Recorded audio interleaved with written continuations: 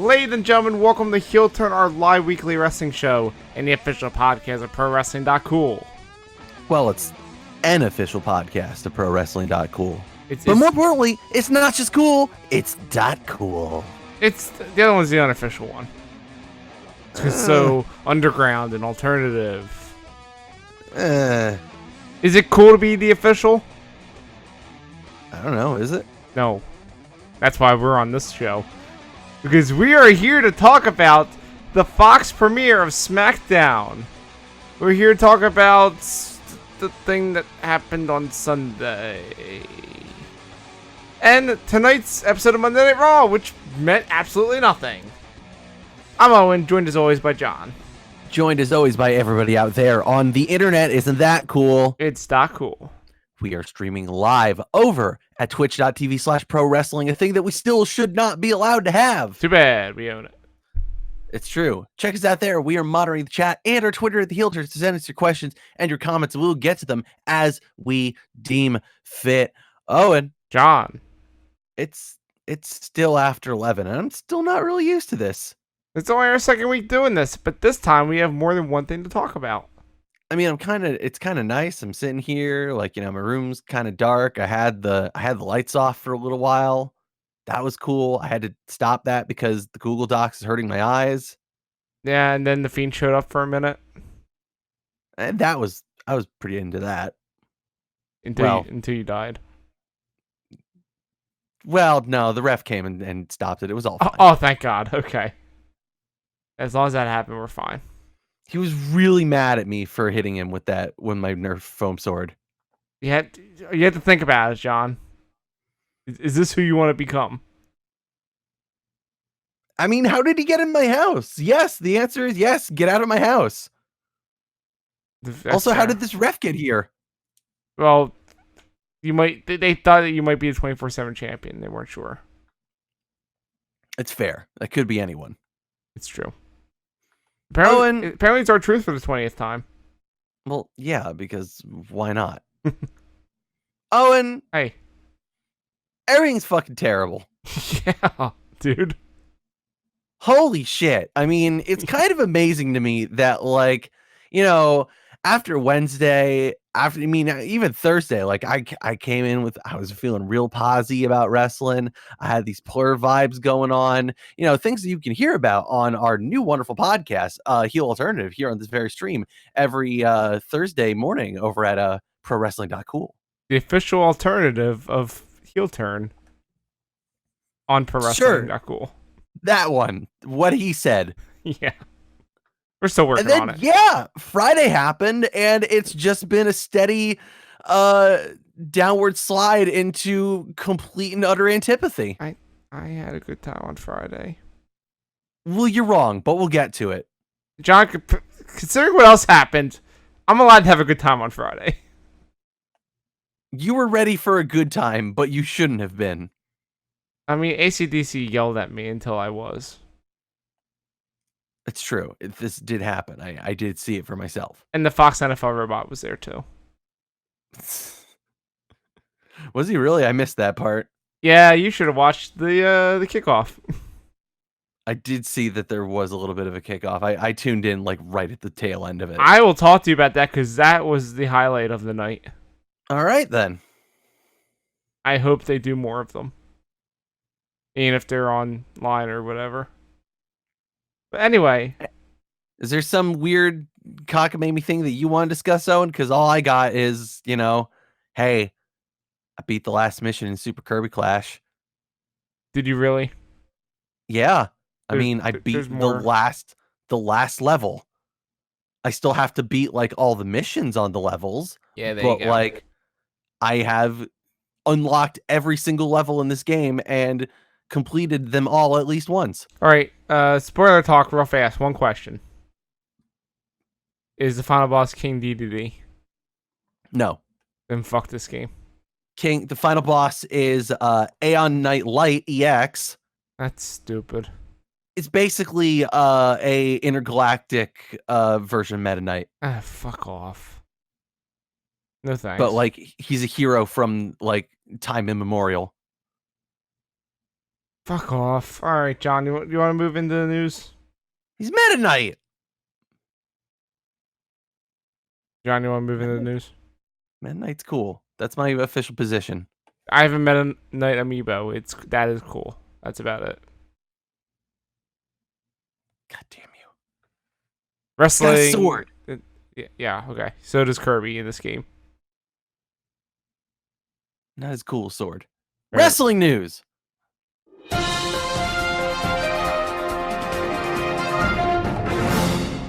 Hey, John. What's up? We're doing a thing that you do on the other show. We're talking about AEW and NXT. Why? Because the ratings came in since your show went on. Yeah? And before the ratings came out officially on Thursday afternoon, WWE put out a press release that we received. Boy, they sure did, and that was a weird-ass press release. Oh, I knew exactly what it meant when I got it. I went, yeah. Oh, no, I mean, it was very clear what it meant. Like, it was obvious that they were getting in front of the news there, but yeah. Boy, that's a strange thing to fucking put out. Yeah, AEW killed NXT in the ratings. With AEW getting 1,409,000 viewers against NXT's 878,000. For comparison's sake here, wasn't like the 18 to 35 male demographic for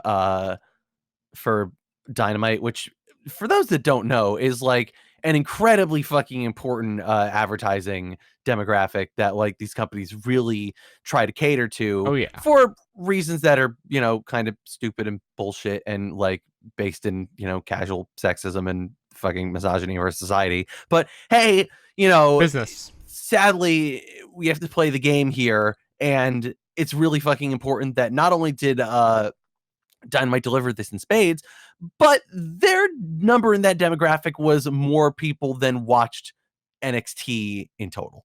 Yeah, it was real crazy. Which is fucking wild. Oh, just wait till I get to the other number. The other number is even crazier. All right, let's hear them. Which is how SmackDown did.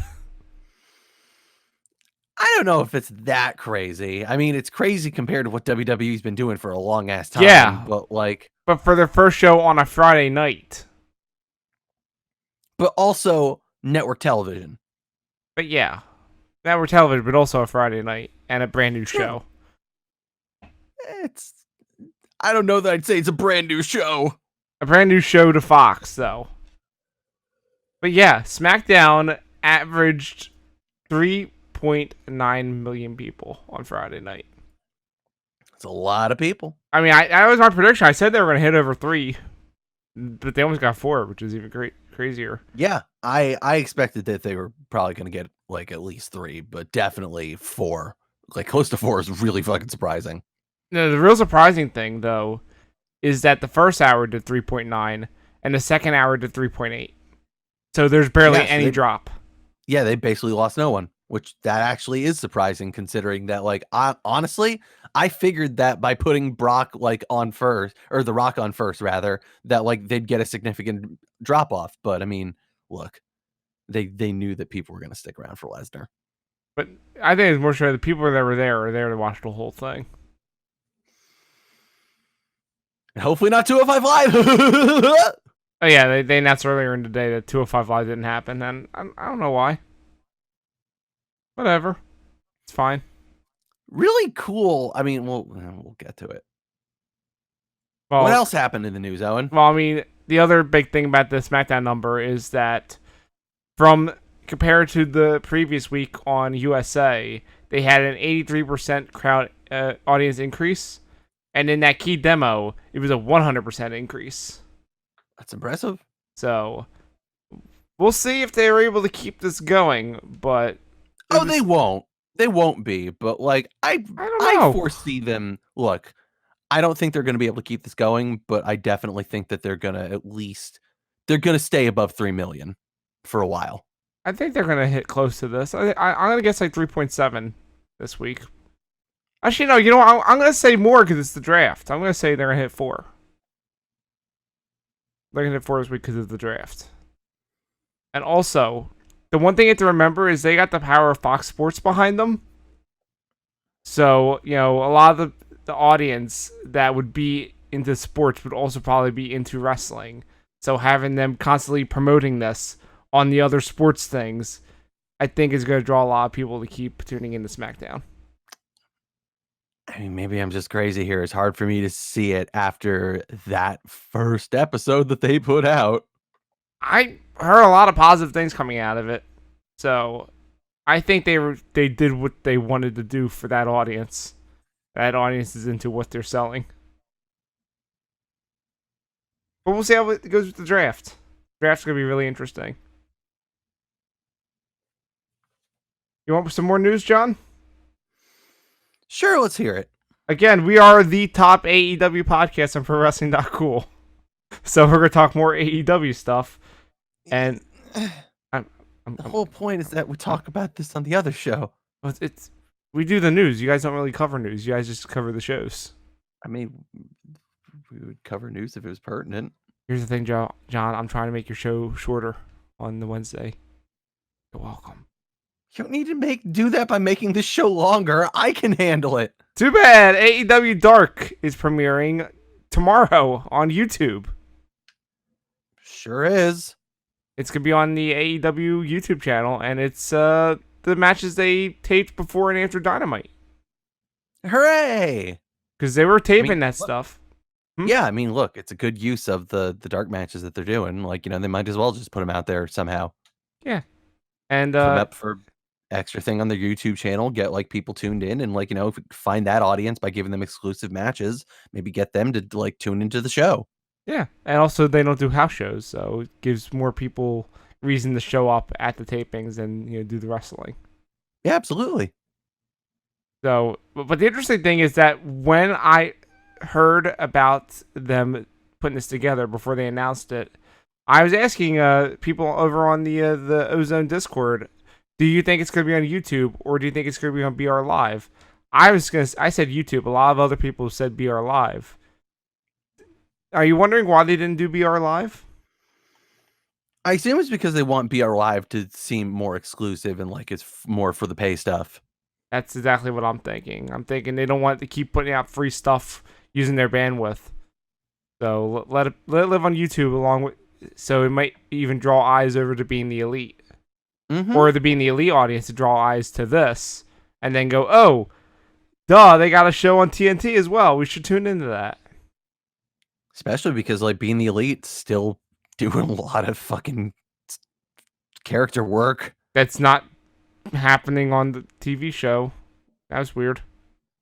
I mean, we kind of talked about it on the show last week, but yeah, I kind of understand why they're not really leaning into the Kenny thing, but it's still weird that they're still totally doing the Kenny thing just on Being the Elite. Yeah, it's really weird. It's in a weird disconnect, but I'll let you guys talk about that on Thursday morning. I mean, really, we'll have to see what happens this week. Yeah, I'm saying you guys will also have the context of another episode of AEW Dynamite to see what they do. But yeah, make sure you check that out on Thursday morning. One more bit of news. WWE had a really rough week. And by that, I mean they had a really rough Sunday. No, they had a really rough week. Again, they did really well on SmackDown. They did really good numbers. They put on a really shit show that pissed off their fucking fan base that they actually have. They did one thing that pissed off the audience, their fan base. The rest of the show was fine. I don't know about that. We'll get into it, but yeah, the big thing with Kofi getting squashed in 9 seconds, and then also 7 seconds. Well, all right, fine, 7 seconds. And 7 seconds is the official time on that match. Great. And then also the debacle that was Hell in a Cell. We'll get into that. John took a big step, and he's gonna do his little piece about this. So go ahead, John. No, it's not a piece. Fuck this shit. Fuck this company. I cancel my subscription again. I don't care. I hate them. I don't want to watch this shit. Why why are we keep doing this? Why Also, do we keep doing this? also There's no NXT. point to this. Guess what? NXT, it's next day on Hulu still. Now it's on USA. I can watch it live. Yeah, so I was just say it's on USA, so you're good. And it's still next day on Hulu. Also, Walter is on this show instead of NXT UK, so you're good. Yep. The important things are off of. Well, Tony Storm's got to come over soon. I expect that to be soon. But yeah, I don't blame you, John. And And what better time considering the next show that they have on the pipeline? Yeah, about that, John. Our favorite pay-per-view that's currently listed as a outdated pay-per-view, or what's the correct terminology on the network? Do you remember? I don't know. They changed everything on the network. It's current, dude, that you go into there and they show Evolution as a current pay-per-view and Crown Jewel as a fucking like whatever Legacy? pay-per-view. Legacy. It's not that. I'm gonna look it up because it's gonna drive me fucking crazy. Retired? Probably retired, yeah. Whatever. It doesn't matter.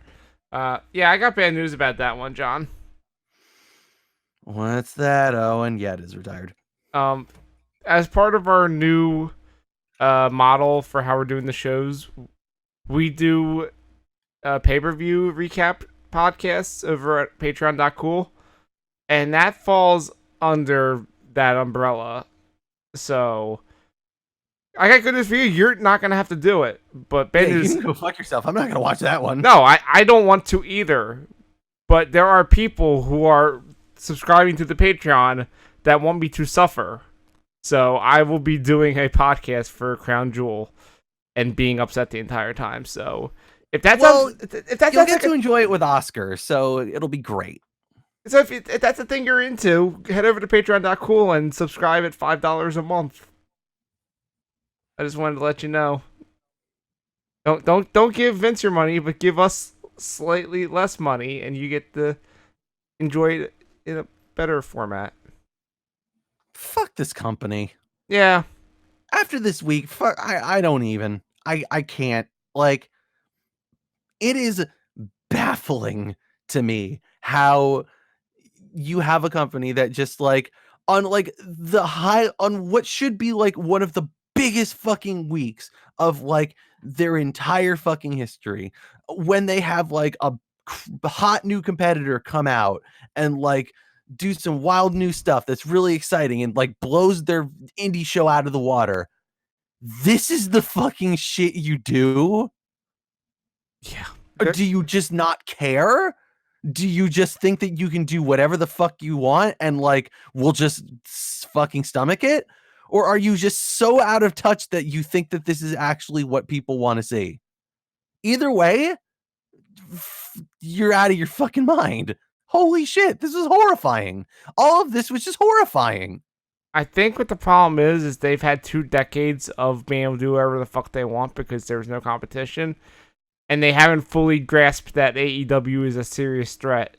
And especially after the chance at the end of Hell in a Cell, they better, fucking fix this shit. Because AEW is coming, and I expect them to only get stronger. Fuck the chance at the end of Hell in a Cell. How about the chance in SmackDown? I didn't hear the chance on SmackDown. I think there were some. When was that? I didn't hear that. People were not happy about Kofi. Yeah. I did appreciate all the stuff WWE did online about Kofi and the interview he had backstage. Those were nice. Well, we'll talk about that when we get to that segment of talking about the first ever episode of Friday Night Blue Raw on the Fox network. Yeah. Did you know that they had a blue carpet special? So is the fact that they had a blue carpet special how they're going to justify the fact that they literally lied and said that Steve Austin and Sting and all these fucking people were going to be on the show and then weren't? Austin was on the kickoff. That's not the show. It counted as part of it. That's not the show. Yeah. That was not for the people in the audience. That was not what the people who paid their tickets expected. You're shocked that Why do WWE they lied? keep doing this? But they do, John. They don't give a fuck. But your first fucking episode, and like, you're gonna do this shit? They gave you The Rock. Yeah, thanks. I think the more positive is that they didn't just load the show with a bunch of old people and instead focused on current talent, which was a nice change of pace. I mean, that is true. I do Compared to definitely Raw. appreciate that. Compared to Raw. But also, again, like, just to get back to their lying, like, again, to say nothing of the fact that, again, they literally said that they were going to do a fucking 205 Live after fucking SmackDown, and then, whoops, fuck that. We're done with that. Nah, we're good. You Everybody know go why home. they did that, right? No. Because they realized what they were booking as the finish of SmackDown. They're like, yeah, that crowd is going to be hostile the whole time. We should not do this. I guess you're not wrong. Yeah. It was a smart move when they knew how they were ending that show. A smart move by doing something incredibly stupid. And that's the theme of this week. Ending shows real stupidly. It's ending things real stupidly, if we're going to be honest. Well, Raw's was okay, I guess. Not crazy about where they're going with it, but at least it was like a fun visual. What are you talking about? End of Raw. Whatever. Tonight's that episode. wasn't even what I was referring to, but we'll get to it. Yeah. But, yeah, you missed out on the blue carpet, which was the best thing going about this episode. Yeah. Point being, stop lying to your fucking audience. Continue. So, you know how WWE does their kickoff shows and they have their way of doing things? Yeah. What if it was nothing like that? What if this was a presentation run entirely by Fox Sports? Including all the microphones not being WWE microphones, but being Fox Sports microphones. All right. What does that entail? So they had a different type of set. The way they were focusing on the show was different. The interviews were like kind of in character, kind of not in character. Like they had actual like Fox Sport. Well, actually, they had Maria Menounos and another Fox lady doing the interviews, and not asking stiff questions produced by WWE, but asking like genuine questions and sounding like human beings. It was That sounds cool. Okay. And all the video packages they set up like felt like the way they do like NFL on Fox presentations and stuff. Like very cinematic, very like stylish. And they even had the Fox NFL guy doing the voiceovers for them all. It was freaking awesome. Did they play the Fox NFL song? No. But they had some kind of cool fanfare. Because that would have been pretty cool. But one thing they did, like, have you ever watched Fox Sports things where they have the like logo zoom in and they promote all the things they have, like, oh, we have the Super Bowl this year or championships? Yes, I've watched enough Channel 5 football games. They do that, but they also include SmackDown in it. Huh. So this felt like a big fucking deal. It was really good. It makes me excited about WWE Backstage because that's gonna be the same team producing it. I'm very curious to see how it goes. Well, that's good that they're actually like seemingly respecting it, even though none of their people that they employ seem to be on board with that. I hope they have more Fox people get on board with the production of the actual show. Because there were some changes to the presentation of SmackDown, but I'd like to see more of it. Presentation changes, honestly, mostly felt superficial, aside from, the one thing that's definitely kind of noticeable, but cool. Yeah. Getting more into how they changed up SmackDown is the biggest thing, which is the new set. It's the best set in wrestling right now, don't at me. It's pretty neat looking. It's very futuristic. I love it's got vibes of WCW Saturday Night in there. It's got vibes of the retro SmackDown with the weird oval entrance. Like, it's not all screen because the back you can see like some like weird like light LED light things that aren't like a screen. Like added to the futuristic thing. Those weird bracket things on the side light up too. They I got really like the actual. brackets have screens on them. Yep, they have actual like lights shooting out and lasers and stuff. It's it's nice. I like it a It's lot. fucking neat looking. I just wish that I liked the video packaging and all that stuff around it. I think that the hologram stuff just looks kind of tacky. Yeah, It looks kind of low budget. I think it feels more like sports presentation. No, that's the thing is I know that they're going for like that. I see. Look, I've seen enough Fox NFL Sunday Mhm. that like I know what their football games look like, and I know what the production that they do on all this stuff looks like, and I get that. Yeah, it's very similar to that, but it looks cheaper. Yeah, I think that might be what they're going for, though. I don't know why. I think it's to I ease wish in they would. the outside, the Fox Sports audience to ease into this because it's what they're used to. Instead of being super slick and like music video style, like the opening of Raw. I don't need it to be like super slick and music video style. I just need it to not look like again, it doesn't by cheaper I mean like it doesn't look like it has the budget of the Fox stuff. Mm-hmm. Like it looks like it's being made for less money than that. Maybe they spent all the money on the set. Maybe. Or like putting their stupid AR shit on the screen. Ah, you know what? I hated it at first, but it grew on me. Like, this is really fucking stupid. I'm into it. Why not? Why not do it? I hate it so much. As long as you also have a cool set to go with it, you're not just relying totally on the AR like WrestleMania was. Again, I feel like it would be better if like the AR shit actually looked good. Instead, it just looks kind of cheap. Like the tail of the tape one that they did for Kofi and Brock. Like that's such a great idea. And yeah, I've seen them do that on like the other sports shows. But like here it just didn't look good. Hold the fucking phone. You're telling me you weren't into the big dog head? I was not into the big dog head. The big dog. It's got a big dog head. I don't understand what the problem is. It's like the fuck are they doing? What the fuck are they doing? It's hilarious. It didn't bother me that much. Other things that they changed with the presentation were that if did you notice that when they did the in ring promos, the field of view was shifted on the cameras so that the background was blurry. Yeah. I, I was very confused by it and thought it was that my reception was bad. no, that was on purpose, and it just to put more focus on the person in the ring. And I liked it. Yeah.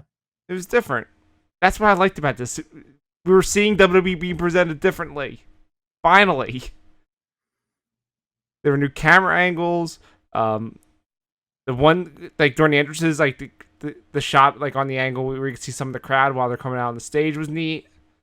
And also, when the ringside cameras were shooting at a different frame rate. So that it looked like more like sports style, I guess. And it looked neat. I liked it. It made made the action feel more fluid. But hear me out here. Like I will grant you that yeah, a lot of that stuff was cool. Like getting to actually see later on with like, watching it back online and seeing how like the higher frame rate cameras that were ringside actually looked. Like yeah, no, that definitely looks cool. Like the new designs that they have, they look cool. Like it's a great thing that like they have a more subdued sports like look, and I do find that really interesting. The problem is it's essentially putting a new hat on the exact same bullshit that we've been seeing for the past several months. And in fact, a lot of the shit that they put on this show is just the same old fucking garbage that we've been seeing for fucking months. I still What's the first match on this show again? It's fucking Becky Lynch and Charlotte teaming up to fight Sasha and Bayley again. I think the reason they chose that is because they wanted to display the Four Horsewomen as the first match on Fox. That's nice, but it's still a match that we've seen like fucking a billion times before. Yeah, I feel like this show is a throwaway. Just like here, welcome new audience. Here's some wrestling. Like I don't think it's gonna be until after we get through the draft that we don't have to worry about people shifting to different brands. That we can actually focus on building storylines. But this is my problem with this, is that, like, just like this one, just like fucking Raw, and honestly, just like fucking Hell in a Cell to a major extent, Mhm. like, it's just the abject fucking laziness of it all. It's just like, oh, well, we don't really have to care. Like, oh, it's the big show. Like, it's the big first show. Instead of being like, oh, we're gonna go all out. We're gonna give them like something like really fucking memorable and exciting that they won't ever forget, something brand new and cool and like really interesting. They just like, I will just do the same shit that we've been doing, but add a couple celebrities, I guess. And like that'll be fine. And then fucking like this week on like this tonight on Raw, it was basically like, well, we could do something really weird and out there because we have all this time before like the draft. Fuck it. We'll just do the same shit we've been doing. Who cares? I think it was more of them tiptoeing around what happened the night before and going, yeah, we should probably just try to avoid anything important because last night was so bad. Oh God, please don't get mad at us more. Yeah, like name some good wrestling that happened on this show. Well, on Raw or on SmackDown? SmackDown. I like the ladder match. Ladder match was okay. It was a fucking Shane O'Mac spot fest. Yeah, it gave people a little taste of different things going on with the show. And the thing is, I wrote in the notes is I don't think the wrestling was important on this because it was just them to say, "Hey, welcome to the show. Here's a bunch of variety of wrestling to show you what we're about." Tune in How for is the draft. wrestling not important on the wrestling show? On the sports wrestling show that they're selling as a sport? I know, I don't get it, John. This week was It should be the most weird. important thing, especially when that's what fucking AEW did and NXT did. You're not wrong. I can't explain it, John. I hope all I can do is hope that things get better because if they don't, they're in real fucking trouble. Like, Jesus fucking Christ, this show is just fucking garbage in terms of wrestling. Like, nothing fucking interesting happened. And, like, all the fucking things they did were just, like, burying fucking people. I don't think they buried people in the 8-man tag. I guess the 8-man tag, yeah, nobody really got buried because it was just so fucking forgettable that I don't even really remember who was in it in the first place. And it was all just a fucking excuse to do this fucking Tyson Fury nonsense. Yeah, I don't know what's going on with this Tyson Fury stuff and why they're doing it. I would assume because they want to fully complete the cycle of imbuing the soul of Big Show into Braun by giving him the Floyd Mayweather feud. He has the WMD now. Yeah, he seemingly has the WMD now. So why the fuck not, I guess, especially if they're going to be paid like millions and millions of dollars of blood money by fucking Prince Mohammed bin Salman. Are they doing this match at Crown Jewel? That's the suggestion at a Meltzer. Oh, is that God. both this match and fucking Kane and Brock are happening in Saudi. Yeah, they shouldn't do that though. They should save the Kane match for like WrestleMania. I don't understand why they would blow it here. Why would you tease that out for so long? I don't know. That's what I'm saying. I don't know why they're doing any of this with Cain Velasquez now. It's way too early. Like, you could have debuted him on the first show and then keep him separate from Brock until, like, around Mania season, but they didn't. This is, like, one of the biggest feuds they can have for outsiders. Yeah, I mean, that's kind of the thing is that, like, if you're going to debut him, you kind of have to put him against Brock, right? I guess so, because that's what they're doing, but I don't know. I don't know I don't know how I feel about it. I know how I feel about it. Fucking angry. Oh, you feel angry about Kofi. Yeah, well, I mean, You're not mad at Cain like, Velasquez. I'm not mad at Cain Velasquez as much as I'm mad about the fact that, like, look, dudes have like 3 fucking wrestling matches in AAA. You saw and, one like, of them. I did, and like, yeah, look, I'm not gonna sit here and say that Cain Velasquez doesn't seem like he has talent. He could definitely get there. He was in fucking 6 mans. He didn't have to anchor a fucking match. He didn't have to like put on a fucking clinic. He didn't have to like do anything super serious because he could fucking tag out and be protected and take a fucking break, and it was fine. Like, and now you're saying like, oh, let's just put him here and build him into like a big like main event singles feud against the shitty fucking guy that doesn't really understand that this is a work, and that like you need someone that actually has like fucking wrestling credentials to really pin him against so that you could get a good fucking match out of him. What if they have a shoot style fight? I mean, yeah, I guess they could have a shoot style fight, but like, would that be interesting? Would that be good? I don't know if it'd be good, but it'd be different. And it might be in both of their wheelhouses. Better than trying to put on a technical match. I guess it's just like I genuinely wonder if WWE would actually do that, if they're actually going to do like the fucking pancrase match. Yeah. And also, you have to remember that they had another MMA person come over with little wrestling experience and fucking killing on their debut. Despite how we both know they're a shitty person outside the ring.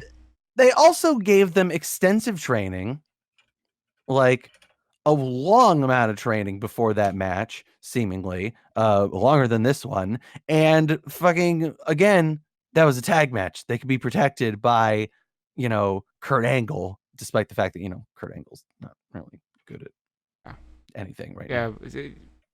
There's no protection needed in that match because Kurt Angle was an afterthought.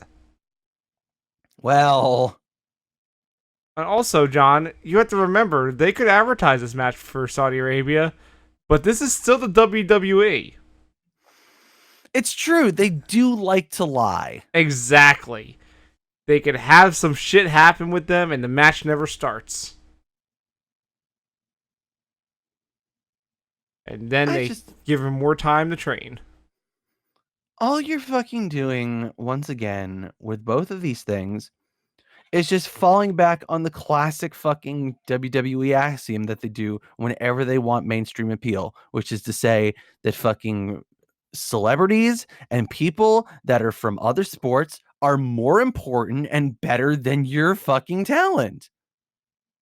Kofi Kingston, fuck that dude. He loses in 7. He was the fucking champion for 6 months, had this big WrestleMania moment, was this big fucking meaningful thing to like a ton of people that, and like had a lot of people feel fucking seen in wrestling for the first fucking time. Fuck that shit. He loses like in fucking 7 seconds. He doesn't even get to have like the match that he had at fucking Beast in the East. John, would you have felt better if he hit One Trouble in Paradise before losing? I would have felt better if he hit literally anything. You know what I think kind of tells a story about Kofi on that night that kind of like telegraphed how this match was going to go? Did you see his promo before? Yeah, I did. Where he was just being jokey and messing around with the New Day and just like, yeah, this is another challenge. I'm going to beat him. I'm Kofi.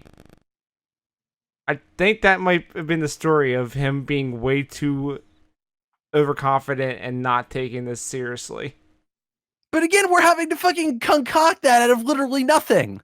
When they did the promo. They did a promo where it's like we're having to read between the lines and being like, oh, is he overconfident? Is he thing? When they're literally not like spelling that out. Oh, I'm not saying this was good. I'm just saying that they have an excuse, but it's not a good one. It's a shame, but also consider how bad this title run was for Kofi. No, this title reign was bad, but it like for one, I don't think it was bad for Kofi. I think it was just the matches were bad. I think that maybe like one of those matches was bad. Was it the one that I saw? The Samoa Joe one at Extreme Rules? Because that one was really bad.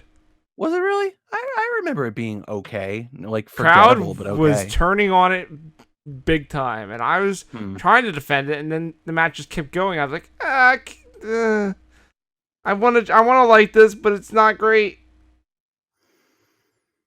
I was thinking of the first Orton match, but yeah. Yeah, the Samoa Joe stuff wasn't great either.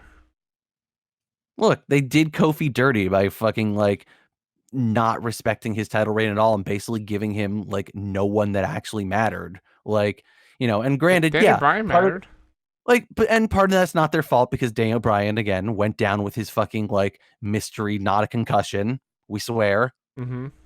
But like they had to Joe's hot cool. shot Kevin Owens into a thing that they then had to fucking end abruptly because he wasn't going to go to Saudi Arabia. So they needed to like fly Dolph Ziggler in. Fuck, I forgot for about the Dolph stuff.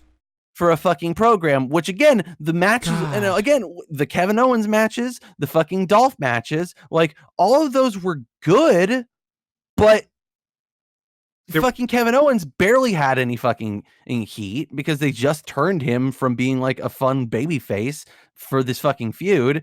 And like Dolph, like it's fucking Dolph. Who cares? Daniel Bryan comes back and they have like one blow off match before they send fucking Bryan into the tag team shit. Mm-hmm.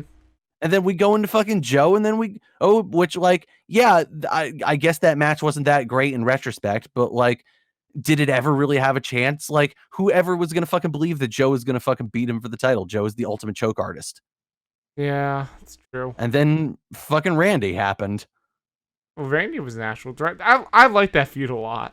No, that's the thing is that Randy was the feud that they fucking needed. Like, Randy was the feud that they really needed to start with. But instead, they fucking that was the thing that they ended with. And the first match that they had was terrible. Yeah, the second match was slightly better. The second match was better, but yeah, it was like you built up everything so fucking hot and then you just completely shit the bed at SummerSlam. And it's like you could never get it back.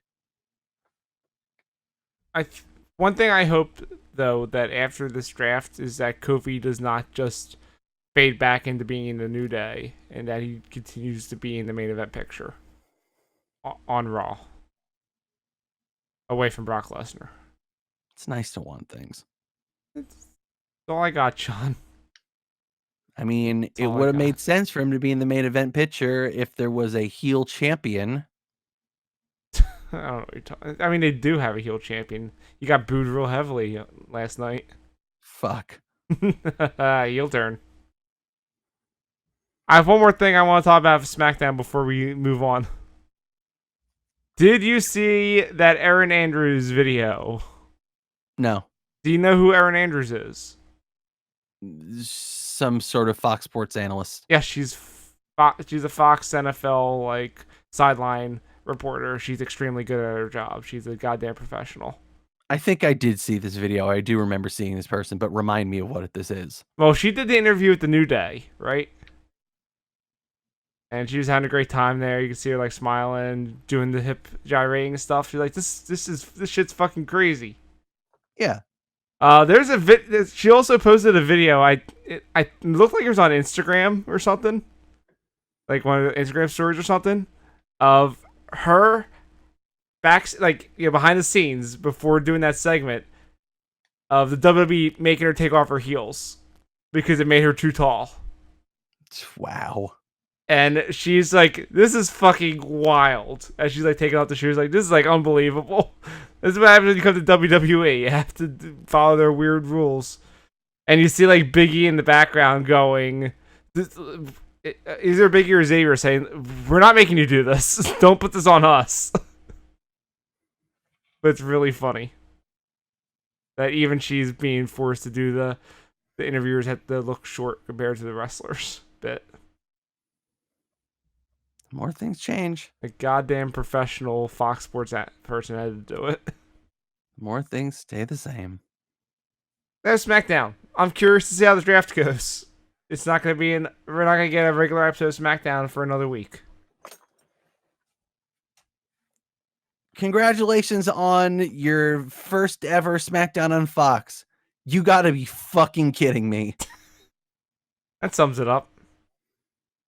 Speaking of, also, like, the way that they just fucking completely just, like, threw Baron Corbin in the trash forever. I mean, that's his role. They put the crown on him. That's what you get.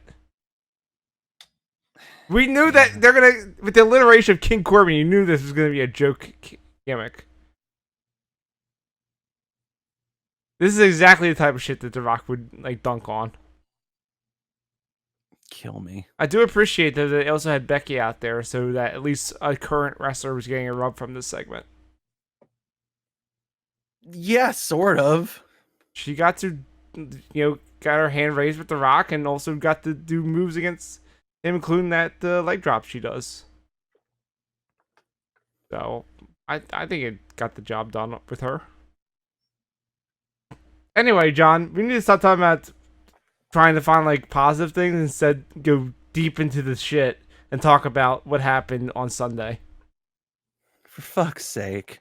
How do you have a show that starts like so promising, started so good, and then just like crash and fucking burn? Hey, John, I could do you one better. How can you do a show that had 4 matches announced for it heading into it, and then 2 hours before the kickoff starts, you go on social media and you announce a card with 0 build? That sounds like something WWE would do. They haven't done that ever.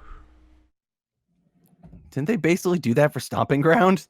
No, at least those had feuds. These didn't have feuds. The Kabuki Warriors came out of nowhere. When's the last time we saw them on TV? Don't ask me, man. Exactly. Like, why do the Viking Raiders have a mystery partner? That's a good fucking question. I was wondering that myself. Why are they fighting the OC? Again, a good fucking question. Why is King Corbin having a fucking another match with Chad Gable? Excuse me, Shorty Gable. God damn it. Yeah, like, that's the thing. Like, they didn't have any feuds built for the show, so they just threw together random matches. It was so fucking bad. It was just so fucking bad. This is the worst booked show WWE has done in, like, at least a decade. Maybe more. And even when the wrestling was decent, it was just like none of it made sense. It was just like, why is any of this happening? That's why I wasn't into it, because they didn't have a reason to. Yeah, like the women's tag match, the wrestling in that, totally fine. Why was any of this happening? I like what happened. I don't understand why it happened, but I like what happened. Yeah, exactly. Like, it's cool that fucking the Kabuki Warriors turn heel and now fucking Asuka's shooting green mist at people. He's the great Kabuki. I don't get why they decided to do this. There's no like explanation for it at all. But like, okay, cool. They're doing something with Asuka. Be happy. Yeah, exactly. That's how I'm looking at it. Asuka's winning matches and being on TV. I'm happy. Don't question it. I don't like that apparently after Raw, it looks like Bliss and Cross are still feuding with them. Just break them. Yeah. Just break them up in the draft. Let's move on. Let Alexa Bliss be a heel. God damn it. They won't. I know they won't. They gave her all this pyro. Heels have pyro. Only Brock. That's right. AJ Styles doesn't have his pyro anymore, does he? Nope. I gotta think someone else. Randy Orton doesn't have pyro. Shit. Oh God. Who else has pyro? Charlotte has pyro. No shit. She's a face now. Is she a face? I'm not actually sure. Because she seemed like a heel on Raw, and she seemed like a face on Hell in a Cell. I mean, she still seemed like a heel at Hell in the Cell. It's just, she didn't cheat. Bailey was the one cheating. She's just an asshole. Oh yeah, faces can be assholes. See Becky Lynch. Seth Rollins. No, he's a heel. Fair. Again, that match turned him heel. There is no redemption for him. Fair. Yeah. Hey, man. You know what? Again, the first 2 matches on this show were legitimately fucking good. Yeah, there were 2 of the 4 matches they announced. I mean, yeah, that first Hell in a Cell match, really fucking excellent. Like, that honestly might be one of the best Hell in a Cells I've ever seen. I wouldn't go that far, but it was really good. Like, Bailey, Sasha and Becky fucking went for it in a way that I really appreciated and did some really cool things. Like that weird fucking spot with the chair on the kendo sticks. Yeah, because I was gonna say, like, you're talking about how creative like the spots were with the weapons. Let me remind you of another match that was in a Hell in a Cell that was similar, which was the Usos versus the New Day. I know, I knew you were going to say that one, and yes, I agree with you. But I like, really like that one a lot. they took this one to a whole new level, I think. Yeah. You know what my favorite part about this Hell in a Cell was? What? I could see what was happening. That's true. The lighting was normal. Yeah, it's really interesting how much you can enjoy wrestling when it's visible, when you can see what's going on, when you understand what's being presented in front of you. Uh, and yeah, much like a lot of this show and a lot of WWE content, it was a really excellent match that I thoroughly enjoyed. And then the finish was fucking whack. Was it whack because the person you liked didn't win, or was it whack because of the way they did the finish? It was whack because the person I liked didn't win, to be fair. Okay. However, look, the way that they handled that finish was as good as they could have done it. Like, if you were going to have fucking Sasha lose, but are you fucking kidding me? You are once again, Sasha is a heel and she's still a fucking choke artist. Like, you immediately put her in a fucking hot ass feud with Becky Lynch and you just have her lose every single fucking time. What the fuck are you doing? You've got to be joking me. Yeah, thank you, Peyton. Like, it's baffling to me. It is baffling to me how this company doesn't understand why nobody gets over. Like, because you do this shit. You just keep fucking booking people into fucking no-win scenarios where you just make everyone look terrible. Becky looks good. Yeah, no, Becky looked great. Don't get me wrong. Becky looked fucking fantastic, but to what end? Now what does she do? Nothing. She carries the Raw Women's title to SmackDown when she gets drafted. How's that gonna work? I don't know. They talked about the chance that they could both be on the same show. I feel like that actually is something that can't happen, that like champions can be drafted. They said that it could happen. And also consider that the big poster on the lot of Fox is Roman Reigns and Becky Lynch. They also have Seth Rollins in the intro. Well, the intros can change. Like, I was told from people, like, don't look into the intros at all. Because both of them literally have everyone on them right now. Hmm. Like, literally everyone was on that SmackDown intro. Like, and Fox is not getting every single big star. So, don't look into that, but you can look into the big poster that has Roman Reigns and Becky on it. That's really interesting. I wonder if they would vacate the belt or if they would merge the belts and there's only one women's title. That'd be stupid. It sure would be. But they don't know how to book women, so. And really, I mean, I guess if Raw has taught us anything, is that you should get women far the fuck away from Paul Heyman because he'll just like act out his fetishes on them. Oof. We didn't get any fucking follow-up on that opening of Raw, did we? Nope. What the fuck? What follow-up did you need? Rusev showing up at the fucked Lana in Rusev's bed. Yeah, Rusev should have fucking showed up and did what he did to Enzo. Rusev don't got no money no more because she canceled the joint bank account.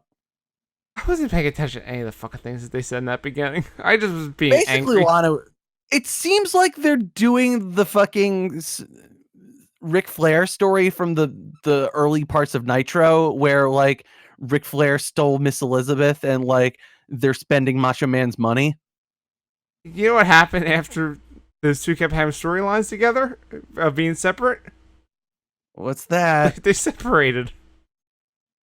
I mean, I think they were already separated by this point. Yeah, but did you see what Lance Storm tweeted the other week? No, I didn't. Exactly that vein. It's like I remember talking to Macho Man. It's like his advice was never go into storylines with your significant other because now I don't have one. Yep. So I'm very worried about those two for real. I don't know why they would have agreed to this. And I guess it would make sense if, you know, your marriage doesn't work out and you really want to stay in the country, that you become a citizen. Oh no, John. John, why? Look, Heel turn. we just got to consider all possibilities here. Fuck. And by doing this, by talking about this sad shit, by talking about this horrible thing that Paul Heyman has inflicted upon us, which I guess we'll get to more later, I don't want we're to. not talking about the thing that I really don't want to talk about. We can talk really quick about how the mist was cool. We already said, but I just want to reiterate that the mist was cool and that the Kabuki Warriors are cool.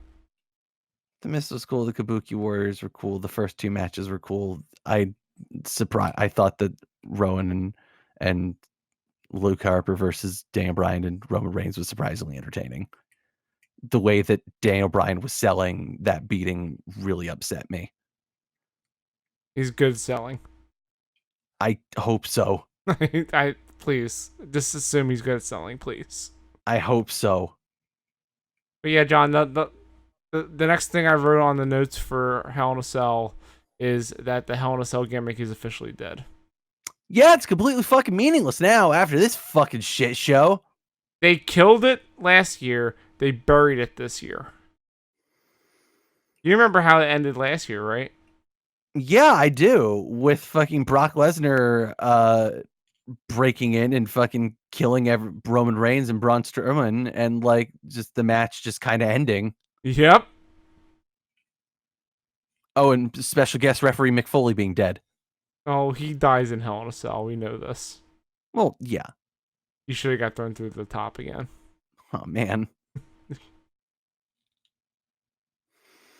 Yeah. So this year they decided to bury not just Hell in a Cell, but literally everybody involved in this match. I have a question for you, John. Yeah. So heading into this match, Seth Rollins, Universal Champion, can't really afford a loss. Bray Wyatt, this new character that's pretty much indestructible, can't lose. You put them in a match where there has to be a finish. Or so we thought. What the fuck were they thinking? I don't know. Like, that's the thing, is that like, so why don't we get your pertinent information out of the way here of how the fuck did this happen? I don't know how they got into this match being booked. Like, I literally have no idea. Because remember, all we heard was the rumor of, oh, there's advertising coming out, Bray Wyatt challenging for the title in Hell in a Cell. And then they just followed up on it on TV going, hey, that's a rumor. We're doing it. But again, I see in the notes here, you do have some information of why the fuck this match happened the way it did. Oh, yeah. The finish, I know how it happened. I don't know how we got to having the match. But the finish came from everyone's favorite Booker man, Vincent Kennedy McMahon, the day of the show. Apparently, there was another finish that was proposed. What's that? It was also a non-finish. Of course it was. I don't know what it was, but there was another option, and Vince said, no, I'm going to do this one. It's going to be such good shit. And also, he was the one that said, hey, the Fiend should eat 11 finishers and not sell it. Which, okay, fine. Here's the thing. You know what? If that's what you're going to do, if you're going to have him eat fucking 11 fucking curb stomps and not be dead, okay, cool. If you're gonna have like this slow fucking plotting match where like really nothing happens and like it's hard to see because this fucking red lighting is like ridiculous and like it seemed like a cool idea at first and then it's just like, wait, actually, I don't know what the fuck is happening. I can't even imagine what it was like to be in fucking person for this nonsense. I have a friend who was at the show and did an Instagram story of this match. It looked like you could kind of see what was happening. It wasn't great, but it looked like you could see what was happening. And like it's just fucking baffling to me. It's just fucking baffling to me that not only would you force yourself into this fucking scenario, like nobody told them to do this. Nobody made them do this. They fucking decided that this would be a fucking good idea. Then they came up with this stupid cockamamie bullshit. And again, like you have all these fucking things that like they're not great, but like they could be something if it's building to something. Like if you're doing like the slow plotting match where it's just Rollins just keeps hitting him with all these fucking finishers and Bray doesn't die, like that could work if like the whole thing is basically gonna be he's fucking Jason, you can't kill him, you can keep him down for a while, but he's gonna come back up and he's gonna fucking get you. But like it doesn't happen. Instead, it's just for fucking nothing. That's why when I was texting you during the match, I was worrying you about him not getting any offense, and this just kept happening, and I was getting very concerned that something bullshitty was going to happen. But you're like, no, it's a Jason thing. It's going to be fine. But that's the thing is that, like, It yeah, wasn't the fine. way they book is they're totally doing the Jason thing. And then just the way that they chose to get out of it is just the most nonsensical fucking thing imaginable. I have to let you know something very important, John. What? The sledgehammer, very illegal. Giant But murderous mallet, not illegal. yeah, giant murderous mallet that he was using to impale him. Thanks, Dio. I don't think that's what that word means. Not sure that's what that word means. Dio's not very good. Like, this is just mind-boggling to me. The fact that anyone fucking approved this, the fact that anyone thought that this would be a good idea, the fact that anyone thinks that like you could fucking go forward with any of these people in this from here, like that we're just gonna fucking basically pretend that it didn't happen. That's what happened tonight on Raw. Aside from that one segment. That like the way that we're going to address this monumental fuck up is to just kind of like go, you know. How do you even show the Fiend or Bray Wyatt again after this? I don't know. You can't, because no one's good. He's back to the old ways of Bray. Of he's a cool character, but he can't do shit.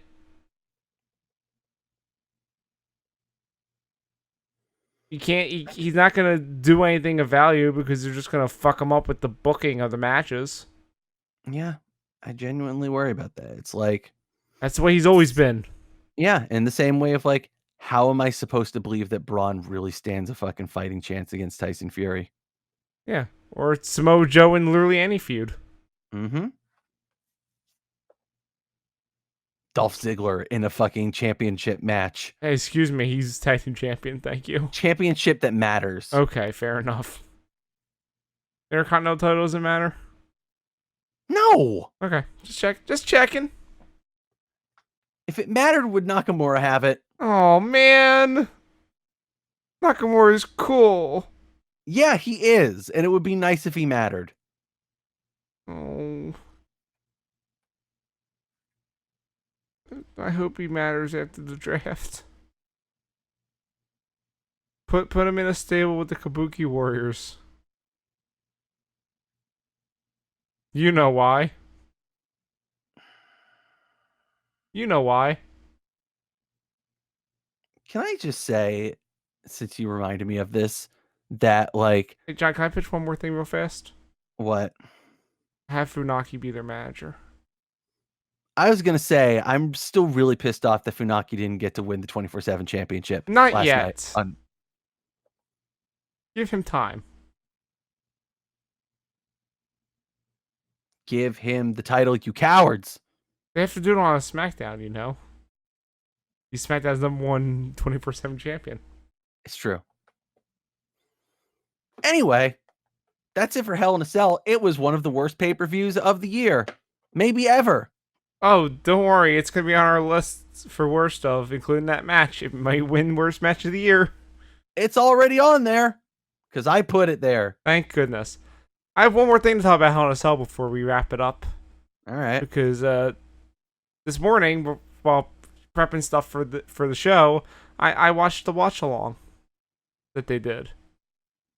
Those are actually pretty good. I recommend them. Yeah, man. I told you that they're fucking weird. If Matt Riddle being fucking nuts and broken Matt Hardy showed up. I'll give you quick highlights of this one. Zelina Vega and Kathy Kelly are in a feud, which they also spilled out on Twitter, which is pretty good. Okay. Cesaro explained that he's wearing that weird ring attire because he's desperately trying anything to get noticed. He's given up on life. Yeah, he's like, because Kayla asked him, like, has he ever thought about doing commentary around the world and just going from table to table and doing all the different languages? And he said, I'd rather be in the ring, but that's not happening, so maybe. That sounds like a good idea.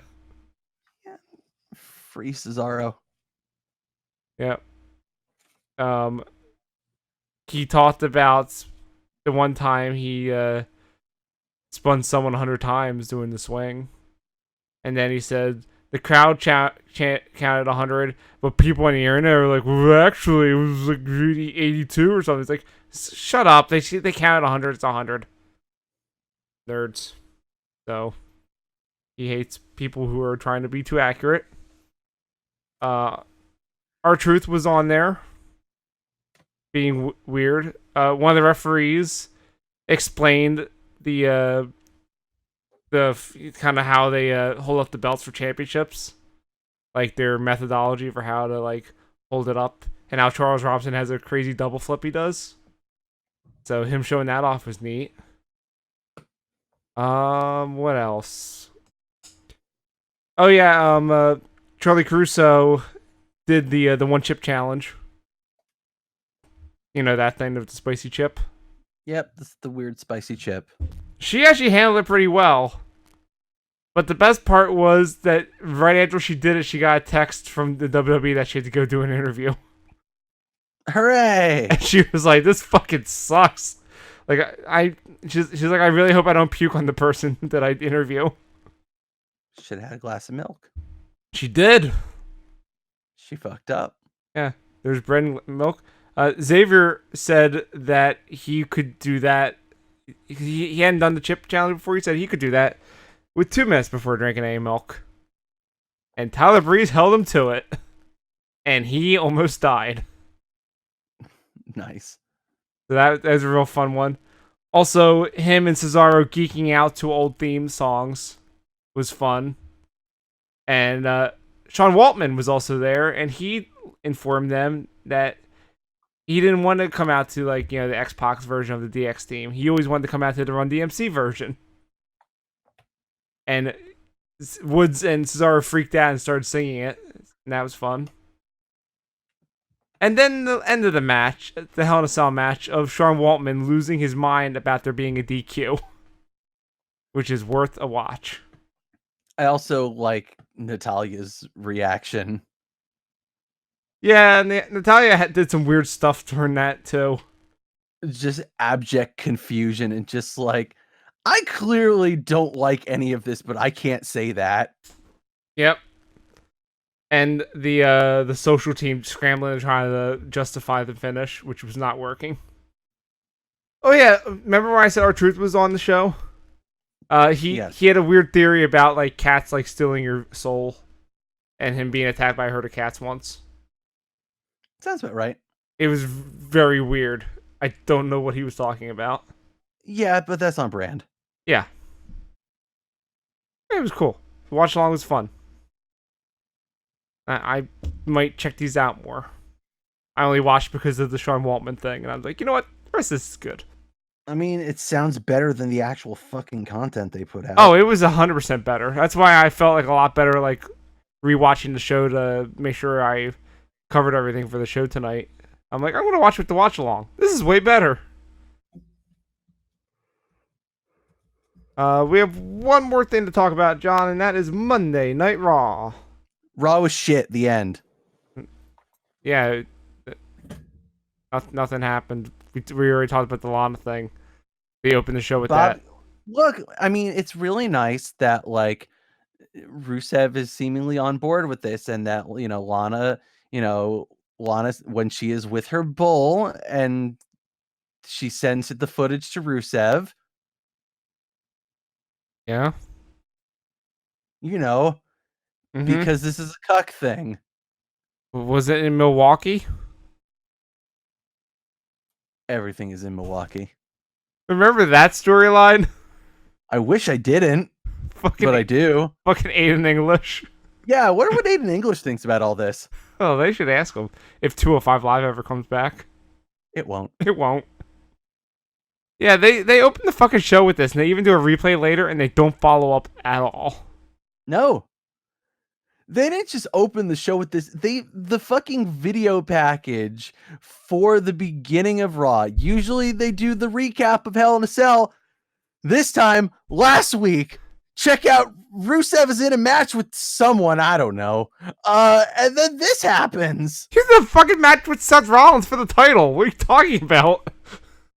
Well, they really didn't want to acknowledge that part. Well, yeah, we don't talk about that guy. Because then they might remind you of the thing that Seth Rollins did last night. Oh, boy.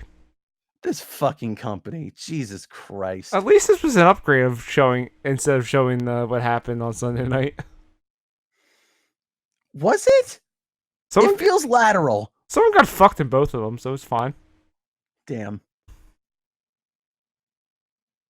Another highlight of Raw was during the last woman standing match when Lacey kept throwing Natalya on the stage and she kept sliding down the half pipe. That was pretty funny, and I enjoyed it every time it happened. It laughed happened a lot because they just did the same fucking spots the entire match. It was really funny, though. I appreciated that one. This match sucked. Yeah, because the whole match was Natalya getting up at 9. Every single time. Every time. I'm dead for 8, but I'm alive at 9. It's magic. And then Lacey just starts beating her the exact same way. And oh no, I suplexed you on a table. Oh no, I suplexed you on the stage. Oh no, I threw you into the thing. Oh no, I suplexed you on the table again. Oh no, I throw you into the thing. And Natalya does one power bomb and I win. Yep, it was off the stage. It was so powerful. You don't even know. The War Raiders beat the tag champs, so they have a tag title match next week, which makes no fucking. Why? It makes no fucking sense because the draft's happening. Why? Why did they do this? Because fuck Roode and Ziggler. They're gonna retain the belts next week, but fuck them. What if they get drafted? What if they get drafted to separate brands? That's what I'm saying. Yeah, they should. Got them. And the storyline is that as long they can keep appearing on Raw until they lose the belts, then they have to leave, which will happen immediately when the War Raiders beat them. The Singh brothers showed up because 205 Live is dead. Yeah, why? Why the fuck would the Singh brothers of all people be allowed on? This is why, John, because they were filling time and trying to make you forget about Hell in a Cell. It's not doing a good job at it. What about Aleister Black? Why is he here? He's got a gold snake around him. That part was kind of cool. He escaped out of the room. He says, "I found the key to get out of the room, and now I'm gonna go to the ring." How did the room get to Raw? The room is everywhere, John.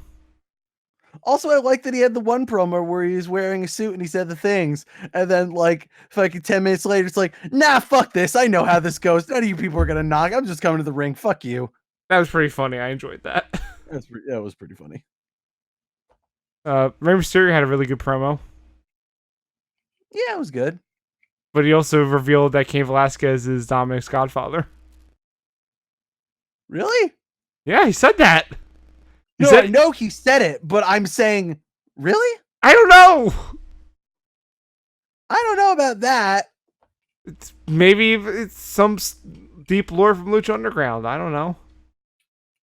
Cain Velasquez was not in Lucha Underground. But maybe Sadly. he should have been. He's a Lucha guy. I'm not disagreeing. I'm just saying he wasn't. He's a good Lucha guy.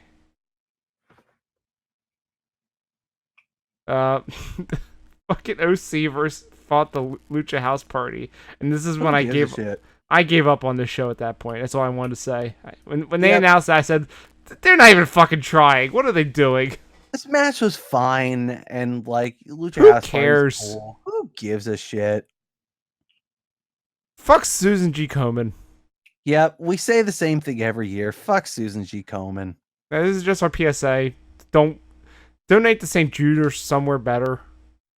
Donate to someone that doesn't fucking profiteer off of breast cancer and like literally profiteers off of fucking suing people for using the idea of pink ribbons or the phrase "for the cure." Mm-hmm. What a great fucking organization this is. Also, I saw this late in the chat, but a Trace said that Claudio and Jake Hager should reunite.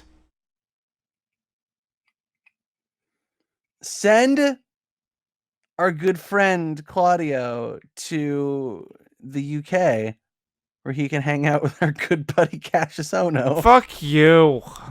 No. They could be some sort of wrestling princes. Two princes. If you want to call me baby, just go ahead now. God damn. Did you know that Jerry the King Lawler and also this Crown California both are fucking awful? Yeah, I did. Because Asuka and Kairi Sane were cutting a promo in Japanese and they all chanted, well, the crowd chanted what, and then Jerry Lawler made terrible jokes. Bakersfield, y'all. Oh no, Trace has a name for that tag team that you pitched. Let's hear it. Hubs of Love. Into it. Oh god. Guys, why don't you guys just leave that shit on Thursday mornings? Don't bring that over here, please. Little Mr. Can't Be Wrong. I can't believe it's not Oscar who's making up these bad things. Where's he at? That's a good question. Not in Philadelphia. Well, yeah, he lives in Canada. But never mind. That's a joke for us, John. It's not even really a joke. It's a statement of fact. Shut up. All right. Are we done with this fucking shitty ass show? Yeah, Tyson Fury did the Tyson or Mayweather or whatever brawling thing at the end of the show. Who cares? Why are we doing this? I just wanted to mention it. No, I'm saying, why are you doing this, WWE? What the fuck? Publicity, celebrities, Saudi money. Your pick. Really excited for them to just do the exact same thing we've seen with Floyd Mayweather and Mickey Rourke and all these other people. Hear me out, like, John. I can't believe the celebrity is way better than the person whose job it is to be a wrestler. John, what if they have a boxing match? I'd like to see Braun Strowman have a boxing match. Braun Strowman's going to lose that boxing match. Oh yeah, but I want it to be a shoot boxing match. Because they're not going, but it's not going to be a shoot boxing match. I want them to do a shoot boxing match. Do the brawl for all again. Bring in Butterbean. Let's go. They won't do that, and Braun Strowman will lose because the wrestler always beats the celebrity unless it's WrestleMania 2, in which case they're extenuating racist circumstances. Oh no, John, just bring back the brawl for all. Sup, Bart Gunn? Yeah, bring Bart Gunn back. What's he up to? Where's his brother at? Probably dead. Oh man, set it for heel turn. We have one more thing real fast, because next time we talk, we'll be on the other side of the WWE draft, which starts this Friday. I would like to know from you, John, who would be your top 5 picks for the men to go to Monday Night Raw? I don't give a shit.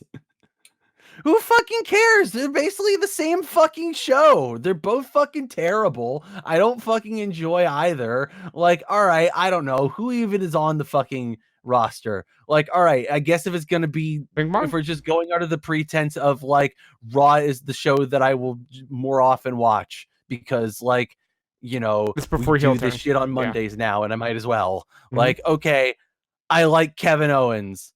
That'd be a good I one. like Sami Zayn. Ooh, to bring this back together. That'd be a good one. I like Nakamura. Uh-huh. Who the fuck else is even on that show? Daniel Bryan. Yeah, all right. Remember the draft, it's not a shakeup. You can have people that are currently on Raw be there. Totally fresh rosters.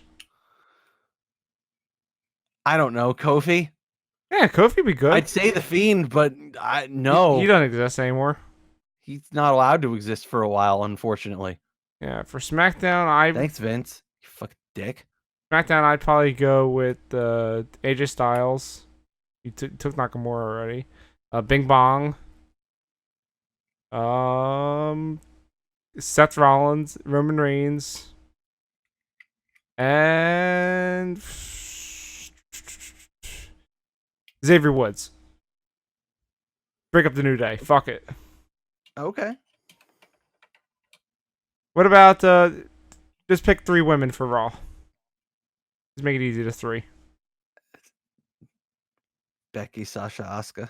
Damn, that's good. All right, Charlotte. 3 women that matter. Charlotte, Bailey, and Mandy Rose. But let me be very clear here with all of these draft picks and all of these things that we've done.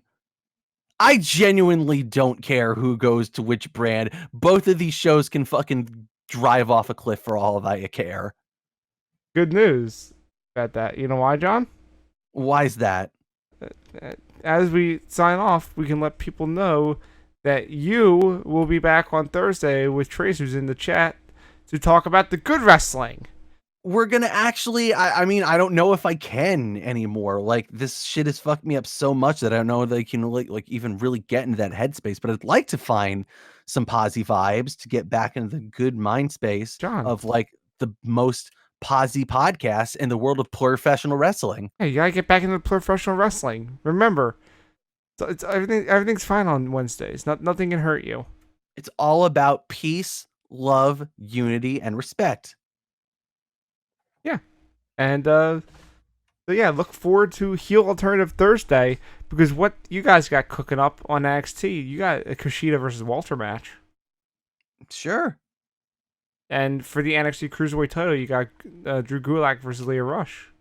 That's happening, I guess. This should be fun. Over on the AEW side, you got Sammy Guevara and Chris Jericho teaming up against Hangman Page and Jimmy Havoc. Those are 4 No, Dustin. My bad. It's not Jimmy Havoc. Dustin and Page. Those are 4 Wrestlemans. Jimmy Havoc's, on the other hand, is going to be fighting Darby Allin, and the winner of that gets to face Jericho for the title at the show that I'm going to. I'm going to the AEW next week. I've heard this. I don't know who I'm going with yet. We're gonna figure that out. Things happened. It's good vibes, though. Everything's good vibes fine all around. Everything's fine. Nothing's on fire. But John, that is it for Heel Turn, a production of ProWrestling.Cool. It's not just cool; it's not cool. This is the podcast we do Mondays after Monday Night Raw over at twitch.tv/ProWrestling. So make sure you go over there. We actually in that channel. It's real. Hit the follow button. We appreciate it. On social media, we're on Facebook. Search ProWrestling.Cool. On Twitter, search for the Heel Turn or PWDOTC. We handle both those Twitter accounts. We're on Zonecast.com. Shut up, Siri. Leave me alone. Jesus. Siri is freaking out. Like, you should go to bed. It's like, shut up, Siri. I'm fine. Zonecast.com. I agree with Siri. Yep. Zonecast.com. We're on there, along with the Heel Alternative, along with I'd Rather Not, the comedy improv podcast we do. And That's a show. and the Takes Bakery. It's a bad time. Sure is a show. Bad time show. We should do something about that. I mean, you're the one that keeps allowing this to happen. So I you know what? That's on you, dude. I'm busy with my own shit now. I've got some ideas. But yeah, also find us on all your iTunes, your Google Plays, Stitchers, whatever your podcasting app is. Subscribe to us on there and give us 5 stars and a review if you like what you hear. John, where can we find you on social media? At I am John GM. I'm on Twitter at @the_ozone. And that's it. We'll be back next week after the draft, because the draft concludes on Raw next week. And John, you'll be back on the Heel Alternative Thursday morning. So until then, I really gotta start taking naps or something before we do this, because man, I'm tired.